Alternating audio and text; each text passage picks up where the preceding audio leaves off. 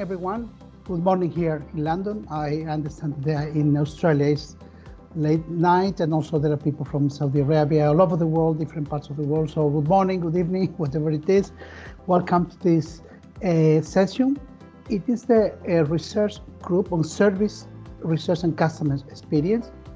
We have 25 members, and it's a pleasure to have with us today Professor Mavondo from Melbourne, Australia. So maybe Felicity, you would like to introduce him and also to chair this session. Okay, well, it's an absolute delight for me to introduce Professor Mavondo. He was actually my PhD supervisor many, many years ago at Monash University in Australia. And in that time, he's been at Monash for many years, probably 25 or 30 years, something like that. But originally from Zimbabwe and been in Australia for a long time. But Felix has published more than 200 journal articles and conference proceedings. I'm one of the 40 plus PhD students that Felix very successfully researched to great success. And his research area is obviously in marketing, and he's written quite a few papers that I know Jose has been very interested in, but that also relate to services marketing. So that's a very, very brief introduction, but I'm sure there are plenty more questions that we could also ask Felix. But thank you so much, Felix, for coming to talk to us today. Okay, thanks a lot, Felicity. I'll make one correction because we haven't seen each other in the last 3 years because of COVID. I know. My student number 76 is graduating in May. Oh my gosh. My PhD student number 76 is graduating in May. So yeah, I'm quite happy. A few other things maybe by way of introduction is that maybe over the years, one of the things I think I've contributed is we started a new PhD program about 3 years ago, which is called Graduate Research Industry Partnership, of which I was co-director, which basically meant we sent students to industry or government departments. Sorry. And we say, what is your current problem? How can we help you address it? And why can't you address it in a shorter period than 3 years? It has worked fantastically well. We recruited 18 students across 12 government departments. Some wanted 2 students. Of the 18 students we recruited, 12 have already submitted their PhDs, and the remaining 6 are going to do so in the next 3 months. So we are quite happy. We are quite happy with the program. Because of the funding issues, the investor has given us a 1-year break to reorganize the funding and start all over again. So I thought I'll signal that because that's probably one thing I have done reasonably well, and I'm quite proud we have achieved those numbers. What I wanted to talk about, basically I wanted to talk about the challenge I've had with one of the students who graduated last year, which is the basis on which we are going to be spending time. There were 2 issues. I don't know if you can see it's rather small. That's what I was working on now, but can you see anything? No, we can't see anything at the moment. If you need to sort of share your screen or share a window. Yeah. Guide me through that one. So there'll be a white square with an arrow in it, and there'll be share underneath. And if you press on that button, the top right. Okay, just wait. We have a very good expert around here who can help me with that. Share screen.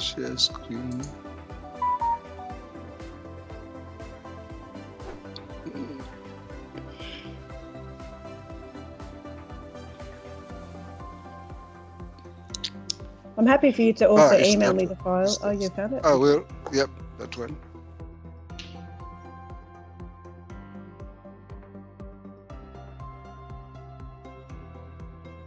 Are you able to see it now? Yes. Okay. The challenge with that project was we wanted to examine service customization so that we could understand what are some antecedents and its consequences. That's not a challenge. That's a normal marketing issue if you look at it that way. However, the student was very interested in management and I was interested in marketing. So we made a compromise. Let's compare the key constructs in terms of management practice and the key constructs that we have used in marketing to see which ones are better determinants of service customization and are better predictors of the consequences. We'll look at the consequences shortly. And then we made another challenging choice. We said we want to compare these two issues we have highlighted above among healthcare employees and tourism employees. You might say, what's the relationship between healthcare and tourism employees? But if you sit back and reflect a little bit, you immediately see the relationship. Because in healthcare, what we are really doing is we are serving clients or customers who probably don't choose to come to us, but because of their condition, they come to us. However, I know in the NIH, in the UK and in the United States and Canada, there's a lot more focus on personalization and customization of services. We no longer have the luxury to treat even patients as if they are not important. Their needs and concerns matter. Whereas if you look at tourism, especially if you look at the hospitality section, you begin to see immense similarities with healthcare. You are preparing food for people. Fortunately, they do have a choice. If they don't like what you do, they will not recommend you. They will not pass positive word of mouth. But we are dealing with customers who in some way are disempowered because the service employee is in a much more powerful situation than the customer, in this case at the point of service, not after the service and their judgment and evaluation. That becomes something that we have to look at. We were lucky because, again, if you think about healthcare and tourism, they were both very, very adversely affected by COVID-19, very similar, but for very different reasons. The healthcare people worked harder, worked longer, worked in more stressful circumstances. Whereas the tourism people had it very easy because they were shut down. So they went home, had more time with their own families. So we collected the data just before the COVID. We didn't ask anything about it since we didn't know. But some facts that have emerged probably help us to write better papers in the context of what we will be doing. I hope you can see this broader model. It's very cluttered, but I'll go through it so you can see roughly what the challenge was. The first thing we had to deal with was to ask ourselves, are managerial issues, like if you look at the first one, training, employee training and development. If you look at the middle section, we're also looking at rewarding, that's compensation. How our employees are compensated. Does it influence their degree of customization? Does it help us to understand their customization? Then we looked at also appraisal, which is one of the challenging areas whether you think appraisal is a good thing or not a good thing, it's very stressful to the employees. When you say, take a seat, this is what you did this past year, this is how we feel about your work, we're not going to give you an increment. It's a very stressful time. But if you are a superstar, you like appraisal, then you can say, am I going to get a double increment? Am I going to get a bonus this year? So it's one of those things where the hypothesis cannot be stated in a linear way. It could be very different for different employees. So that was the first thing we looked at, the four main concepts that come from management practice. Then we said, okay, in the middle here, this box is really service customization. The question that we wanted to first of all answer was all these things we know from management. How do they help us in developing a customer orientation, a learning orientation, and what we call entrepreneurship? That's employees taking initiatives to improve the performance of the organization, and innovation. Once we did that, because the advantage was we could reverse this and start by saying, unless you start by focusing on customer, all your training and development, your reward systems don't work.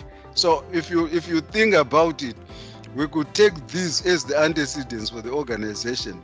But the model I'm going to spend time on was to take the management as the principal driving force for customization and for developing the marketing capabilities. Then we looked at the dependent variables. We were lucky in that we had chosen very carefully dependent variables that are very relevant to management, like turnover and burnout and work-life balance. And then we took variables that are very familiar to those in marketing, like positive word of mouth, customer loyalty,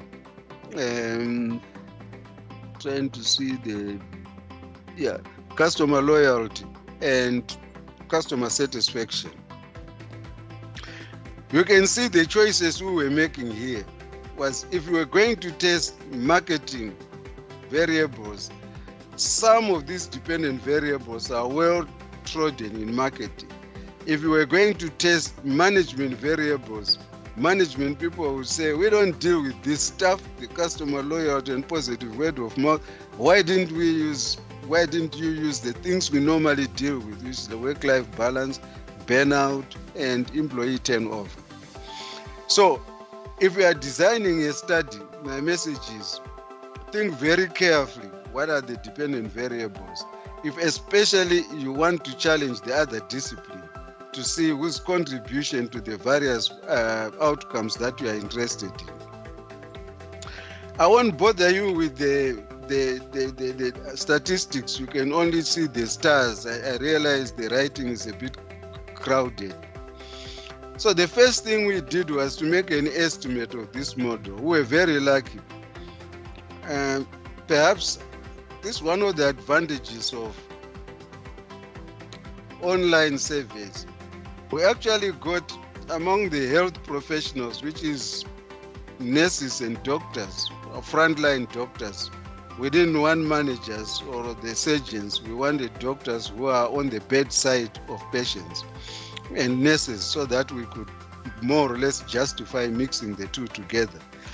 We managed to get almost 400 respondents in a period of almost 72 hours. It's very lucky if you can collect data that quickly.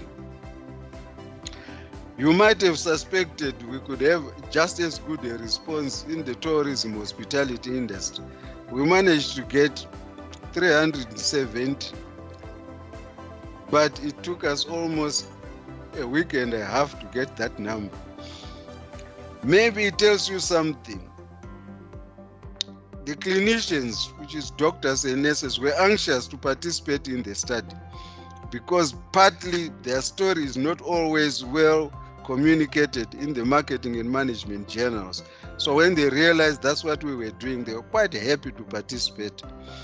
Whereas the tourism people, they are used to being asked, they were not as enthusiastic. That's our assumption. They were not as enthusiastic, but still they participated. We got the right numbers that we were looking for. You can see this model is a little bit complicated. It looks a little bit frightening, but given the sample size, our fit measures were good. I'll spend a bit of time later just to discuss with you how we did the multiple regressions using this model, because it looked like we couldn't get the answers that we were looking for. So we tried both the structure equation modeling, and then we tried multiple regressions or hierarchical regressions to try and see what is the easiest story that we can tell from this data. You probably immediately appreciate, I don't know, it's a bit tight to see, but what happened was both models were actually good in terms of model fit statistics. I'll send the slides to Felicity so you can have a chance to make sense of what I'm talking about if it doesn't make too much sense now. If you look at the last column, most of the things were supported as we had hypothesized. What we were really trying to say is, if the management issues in the company are sorted out, you can then subsequently sort the marketing issues. Hopefully that should improve your service customization, and you should be able to get the desirable outcomes, whether it's work-life balance or reduction in burnout, or you want more customers to recommend you, or positive word of mouth, and you want them to be loyal to the organization and the service you are providing. That was interesting enough. Both models were actually good. This didn't matter very much whether you started with the marketing or you thought the marketing was central, because like Drucker said, at the end of the day, marketing is the drive of the organization. Organizations start off with customers. You don't start with management. You start off with customers, and then you can build the structure, infrastructure to service the customer.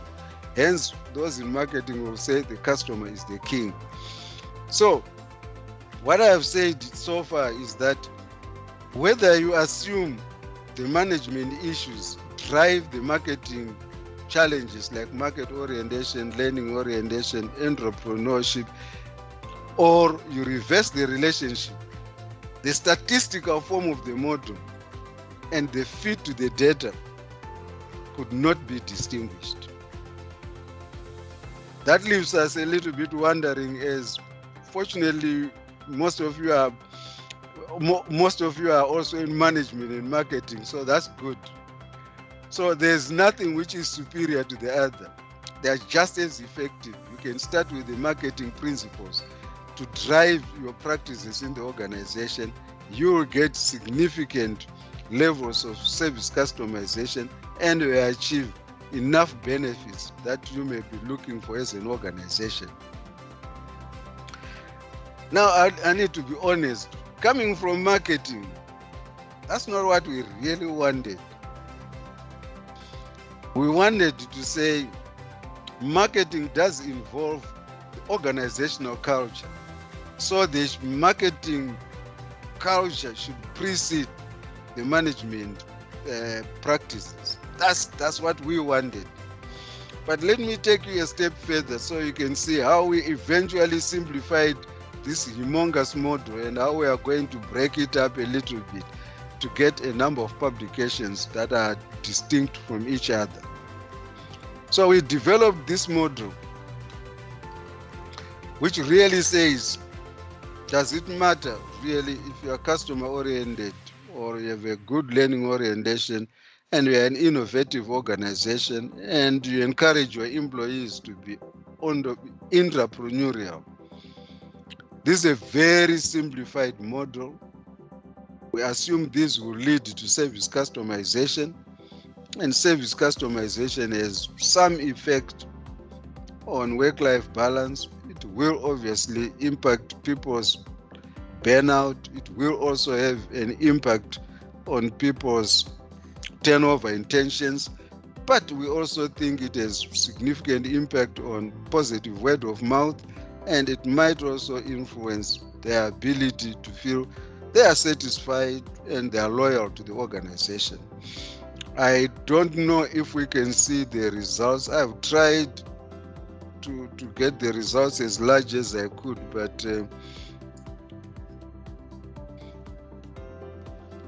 you can see the model is pretty much supported for everything, saying customer orientation will lead to service customization. A good learning orientation would lead to service customization. If you're an innovative organization, that tends to underpin service customization. And if you encourage entrepreneurial behavior in your company, that has significant positive effect on service customization. Then using service customization as our mediator also suggested there were many benefits. Where they were supposed to be negative, they were negative. Where they were positive, like turnover, you can see it's negative. Burnout, you can see it's negative. For customer loyalty, they are positive. So what could we conclude from this? We concluded that service customization is a critical thing. It will achieve the things organizations desire, and it will minimize the downside of employees. Perhaps I didn't make that very clear at the beginning. The participants were all employees, frontline employees. So we didn't ask managers because we were more interested in the views of the employees themselves. So this really, the model fit statistics are outstandingly good. Almost everything you wanted, the CFI, the C-mean divided by degrees of freedom, the TLI, and even the root mean square error of approximation, they were all in the very best. You could say this is a very good model. What I haven't said, what I'm sharing with you was more for the healthcare. The results were slightly different for the hospitality industry, but not major differences. There were slight differences between the two, but I thought we don't have time to do both industries, but to share at least one industry. The other one is almost a replica with minor modification to take the context into account. Am I going too fast or just about right? I think it's fine, Felix. Jose, I think, yeah, it's fine. And also, you can see I don't have any notes in front of me. My hands are free. Feel free to ask any question at any stage. I'm very happy to answer because we would like it to be a participatory seminar.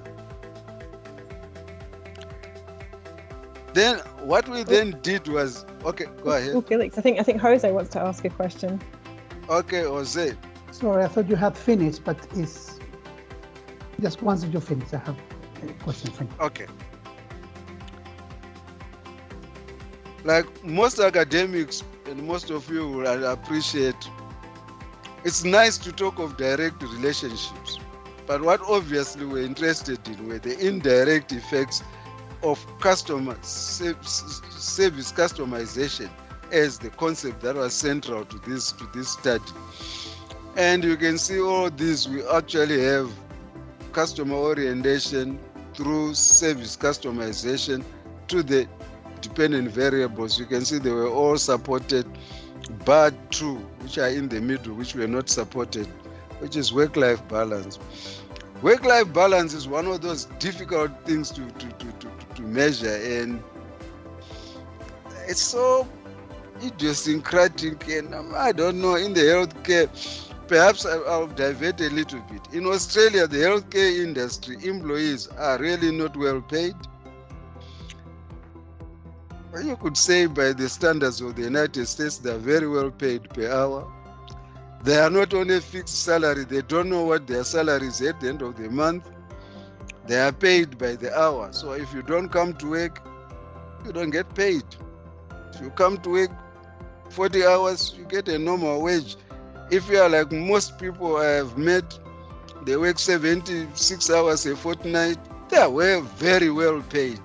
So work-life balance is actually a challenge for people in the healthcare industry.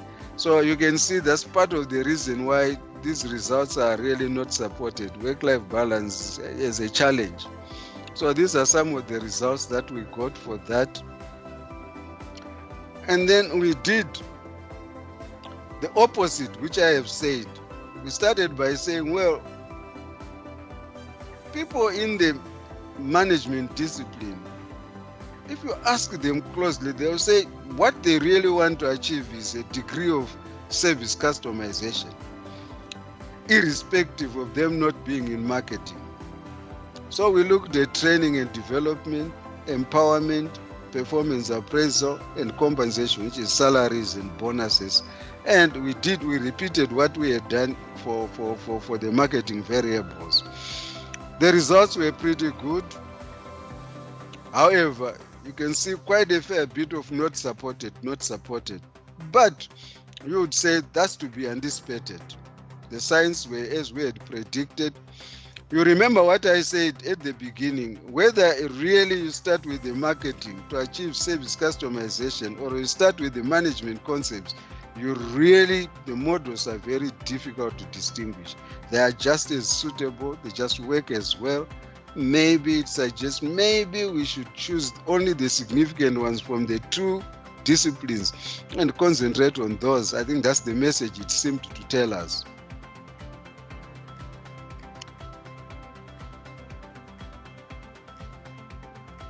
Then we looked at the indirect effects.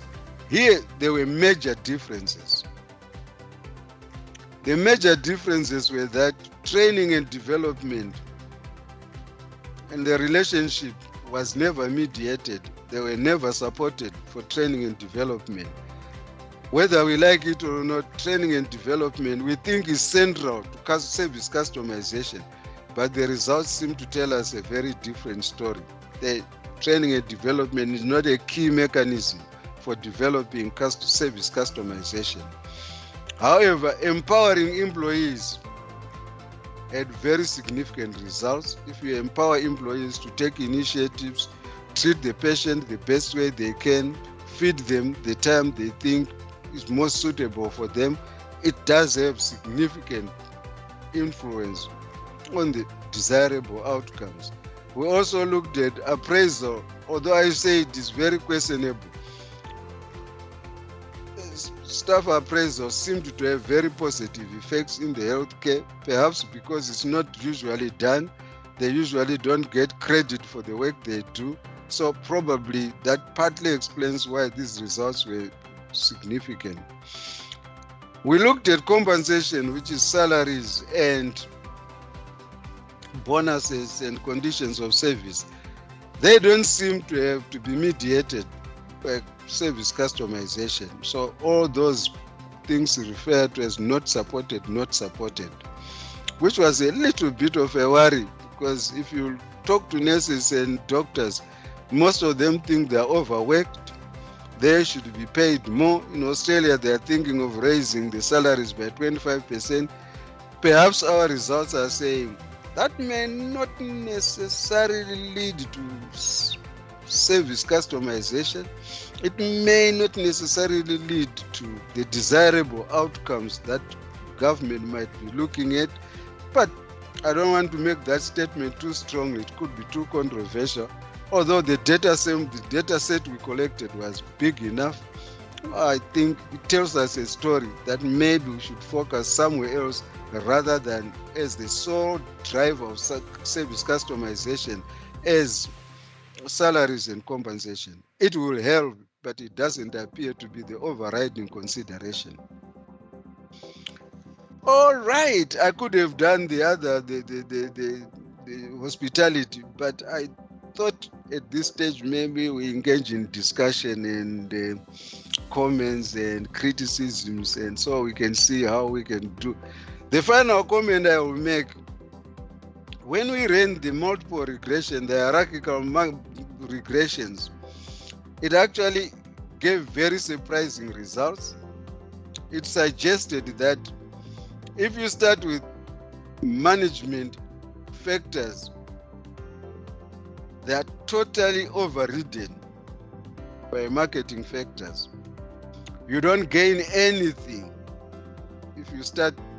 So the reverse was true. If you start by developing the organizational culture using the marketing variable, you could gain some additional variance if you then improved your practices, but not the other way around. Which then the conclusion is, if you have limited resources, then you have to invest. It might be better to invest in marketing culture than in management practices. I know when we submit it, wherever we submit it, we'll be challenged, we'll be asked deep questions, but that's what academics are for. You get challenged, eventually it gets published.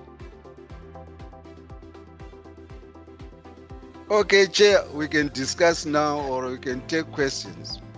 Okay, so just to continue on, I think perhaps if you put your hand up and then you can unmute your microphone, it's much better than typing questions.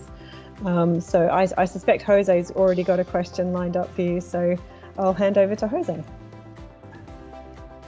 Thank you, Felicity. And first of all, Professor Mavondo, good luck with this paper. I'm really interested because I also investigated work-family balance training in variables that I use in my thesis, so I am really interested.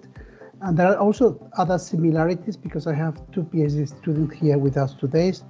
They both are doctors now, Javier Morales and Jose Luis González Porra. They both have investigated customer orientation.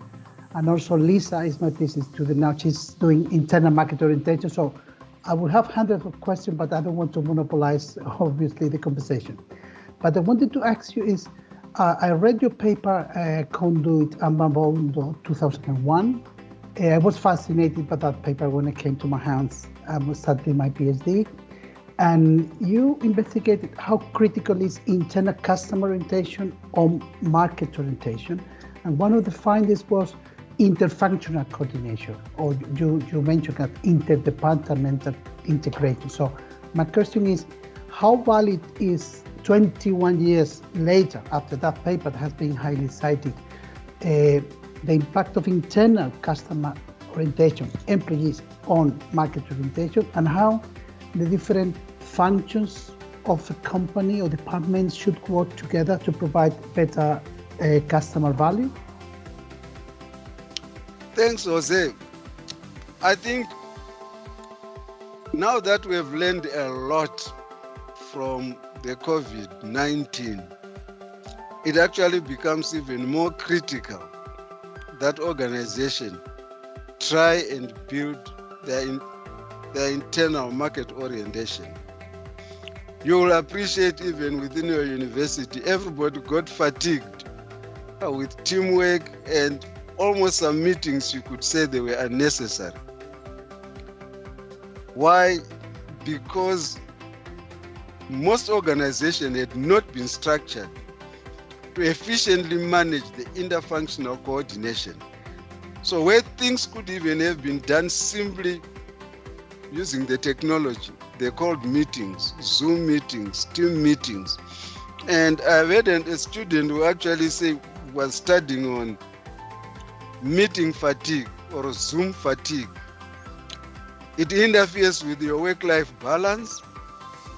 It interferes with your planning, and most meetings were absolutely unnecessary. When you look back, things could have been streamlined. So what I think is going to happen is we are going to learn to use technology much better to achieve internal market orientation. When you need to know, who can I call on if I need this? So our structures are going to be affected. So I actually think it will become more critical, but more thoughtful, How are we going to ensure the departments coordinate without necessarily physically calling meetings all the time? How can we ensure the people in marketing know what the people in management or the people in innovation or the people in other departments, who to approach? Because that needs to be built first before we can take serious advantage of the technology. So technology is going to help us, but we need the right infrastructure to facilitate its working. Okay, thank you. Does anyone else have a question that they'd like to ask? Okay, well, while you're thinking of some questions, it was fascinating to hear about this latest piece of research, Felix. As you've got so much experience with publishing, and we can draw on some of that experience that you have.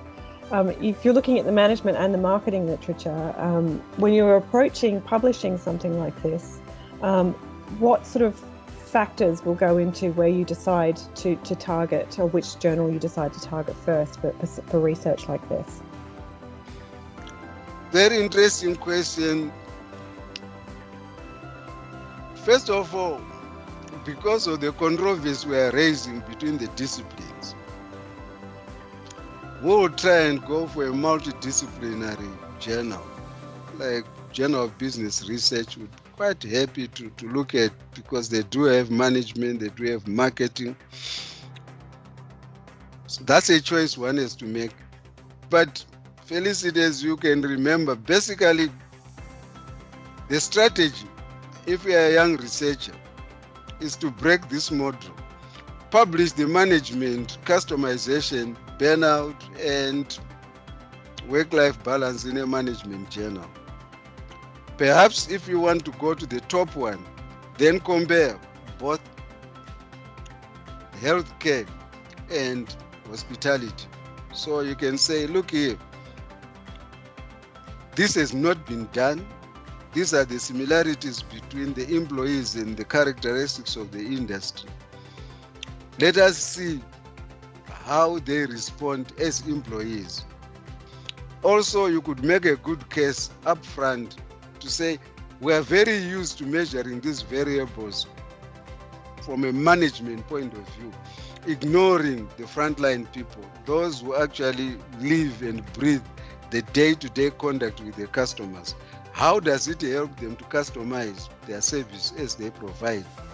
So those will be your two starting points to try and emphasize why it might differ from previous publications. Then you model it around those two arguments. Hopefully the reviewers will be much more sympathetic.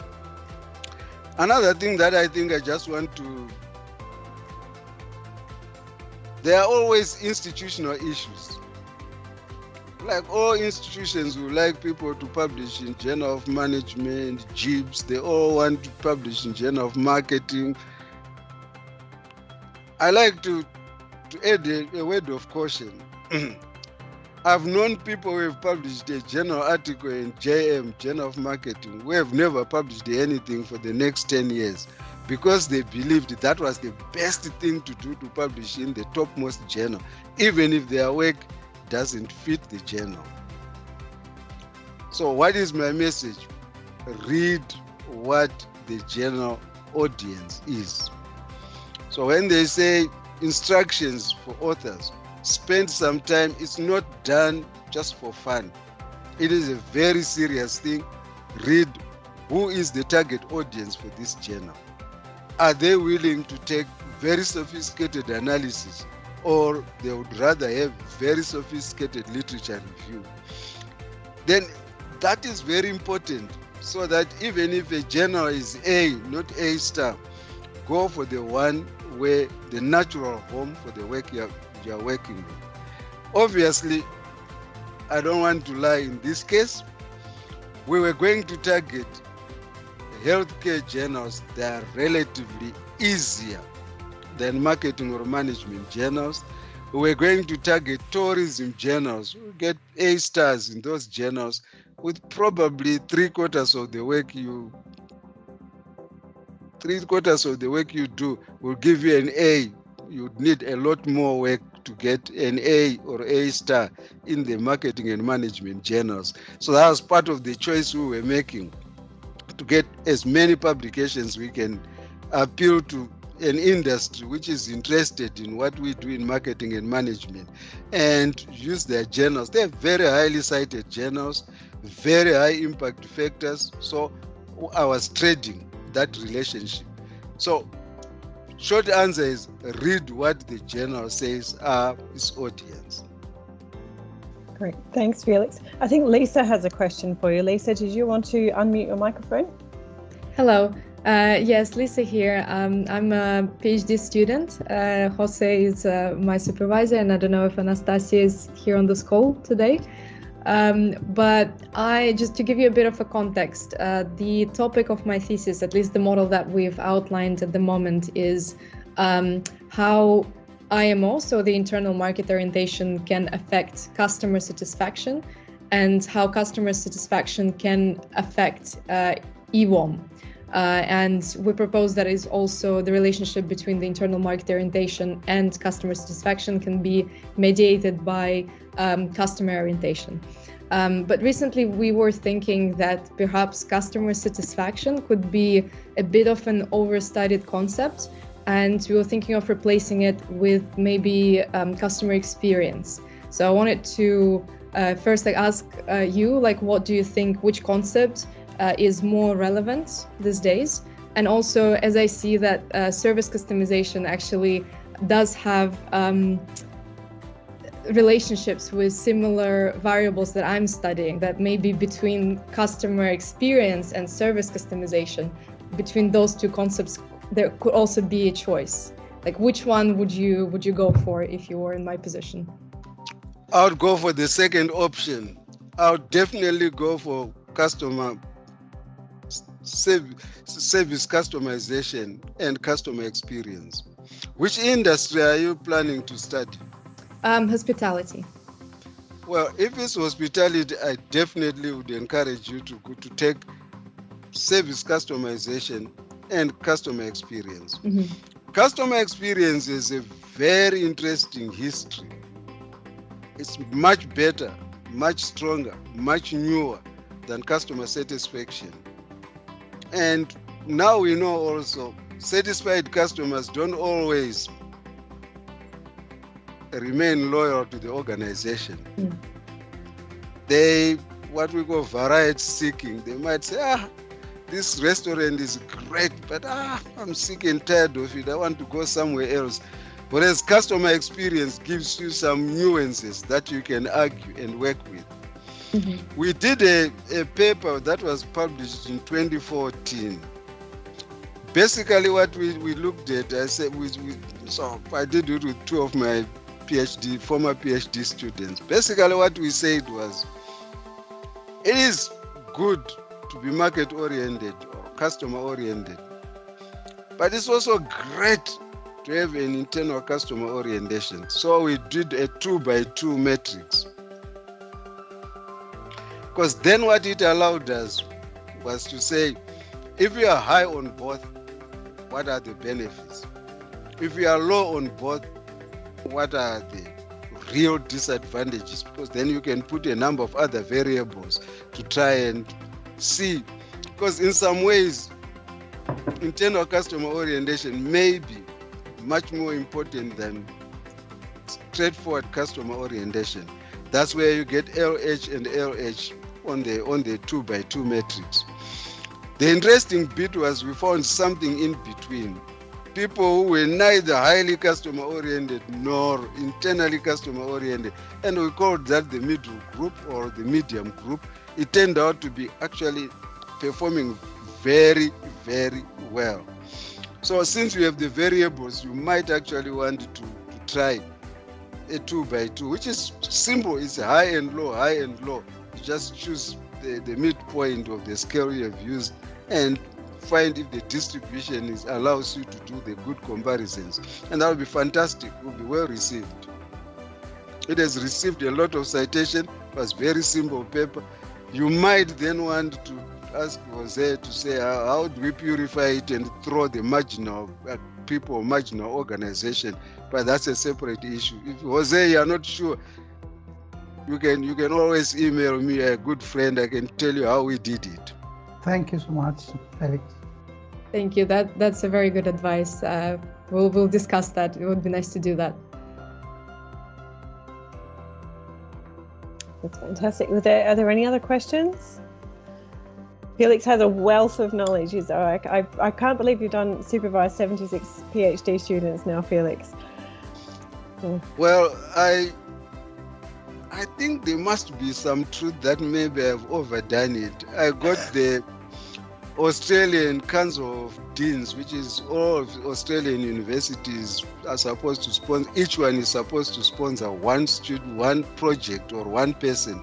They sponsored me in 2020 and I got the prize. It wasn't a lot of money, but it was a good recognition that you seem to have linked very well. Your students are mostly in industry, but almost a good split somewhere in academia.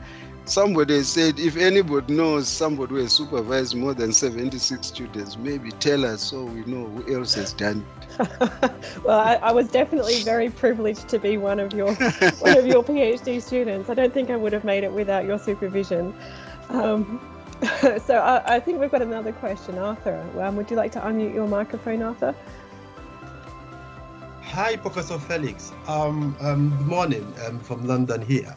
Mine is not literally a question. Mine is a bit of sitting down here, being so overwhelmed to listen to Professor Felix, which I can't tell you how many times I quoted your paper with Evans on psychic distance when I was doing my PhD. I think it got to a stage. It was like every single sentence I say Evans and Mavondo. 2022, and at the moment I'm still writing on psychic distance, and I introduced a concept called cultural intelligence as a mediator and moderator of the effect of psychic distance on business to business orientation. At the moment is an International Journal of Management in the second round of review. Hopefully something comes out of it. And that's about it. It's been a fantastic model. I've looked at your model in work-life balance. There is another research I am co-authoring with my team members at Brunel. We're looking at workplace balance, but looking at it from the perspective of business model. Business model and business models and then platform and the rest of it. But it's still on a very, very baby stages. Let's see what happens, and if we have to write it up to a stage, I might think of bringing a Jose in and see if we can have another chat with you and at some point moving forward. It's been a pleasure to literally see a face behind Felix Mavondo and the walk psychic distance. Thank you very much, sir. My pleasure. Thanks a lot for the compliments. Now that the borders are open, I'm looking forward to a chance I can visit, spend some time with you guys, maybe 2-3 days. I'll definitely love it to exchange experiences. Great. I'm sure Jose have taken note of that, because I could hear him echo. That would be great. And Felicity as well. They've been echoing it. That would be great. Looking forward to Professor. Jose, did you want to say something? Oh, hang on, we have another question. Javier, did you want? Oh, you're on mute still. Yeah. Hello. Well, hello everyone. Well, first of all, thank you very much, Professor Mavondo, for your presentation. Impressive work. So, even from my humble position as a recently graduated, congratulations. Also, thank you, Felicity and Jose, for organizing this kind of meetings. I have many questions, but I don't want either to monopolize the conversation. But the first one is regarding customer orientation. Could you share with us which theory for customer orientation did you use? I mean, whose author was the one that you use for defining your construct? Okay. Another comment that I have is that regarding the comparison between hospitality and I think and healthcare, did you notice any or where do you think the difference come from? And just let me contextualize. I'm very interested in identifying certain aspects from the different type of services, okay, that can influence many of these constructs that we usually use when studying marketing. In the particular case of customer orientation, for instance, I work in identifying this type of highly relational services that for sure healthcare service would be part of them, but not hospitality, because of the level of relationship between the employee and the customer. Okay, that's my second thing.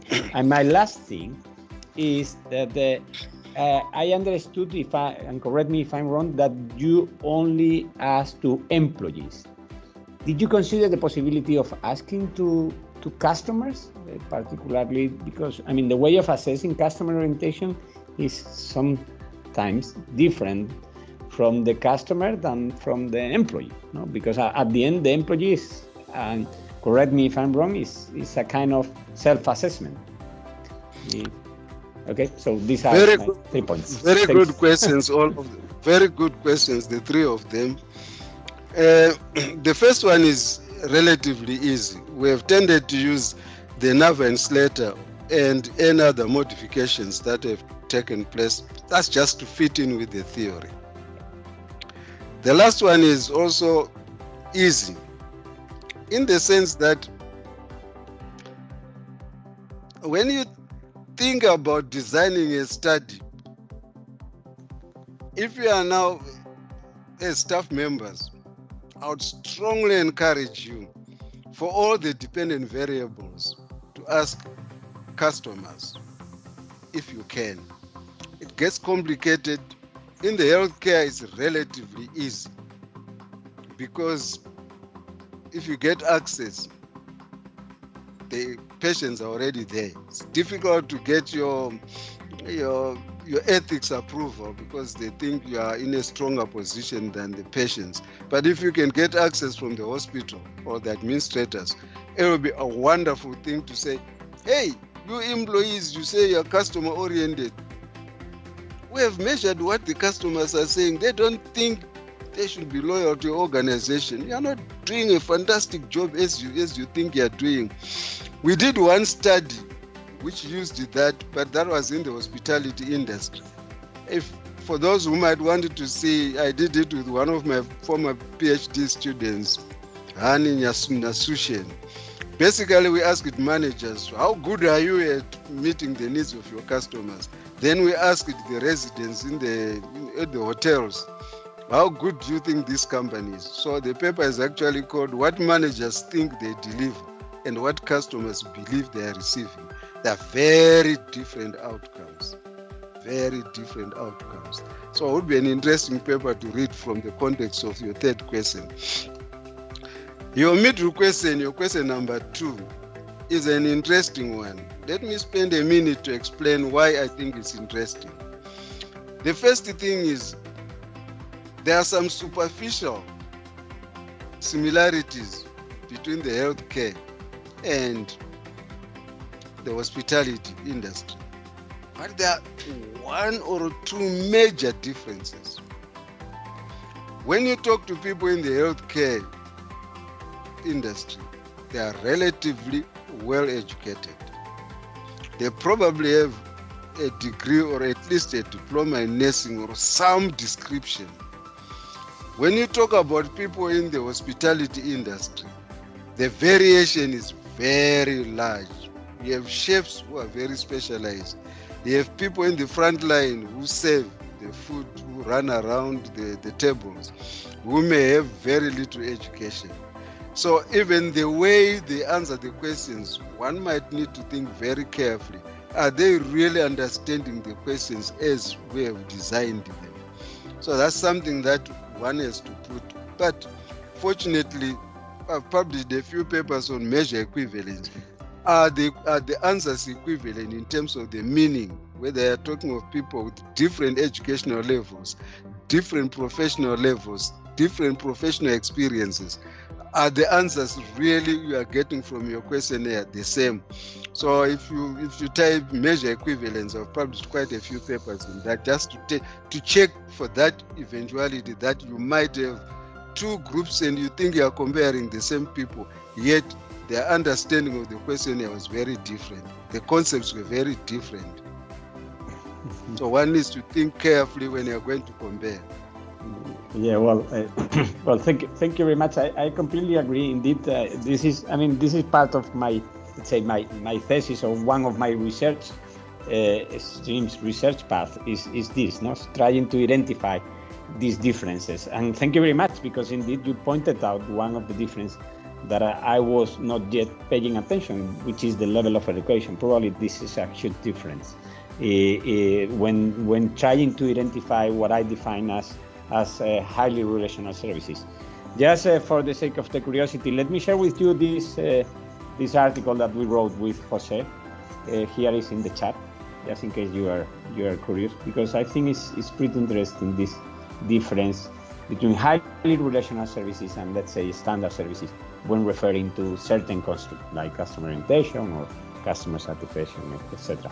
Thank you very much. Thanks a lot. Okay, I think Lisa, you had another question. Yes, I wanted to, I think Javier mentioned something about theories as well. I wanted to ask you an opinion as well on one of the theories that we plan on using, is service dominant logic. So this theory has existed for a very long time. It constantly is being corrected a little bit, and there are many opinions on it from what I read from different authors criticizing it, some support it. I wonder if you've ever worked with this theory, and what would be what's your opinion on it, or like maybe some tips and tricks on how to work with such a large theory with 100 concepts? That's an interesting question. I have met Professor Vargo quite a few times. In a PhD, you can always choose what you want to do with it. It has very interesting insights. It gets very complicated if you look at some of the later work that has tried to criticize it. You might get a little bit sidetracked. If you take the original and make your own opinion and say, this doesn't seem to apply the context I'm working, I think that's okay. Don't try and do everything. Pick what you think is relevant for the industry or the context in which you are studying, and that should be all right. I've not worked directly with it, but I've examined almost 6 PhD theses from other universities who have used it. So now I'm actually quite familiar with it. But like I've said, if you try and do everything, the thesis, a good thesis is a thesis that is completed, Lisa. Not the one that goes on and on and on.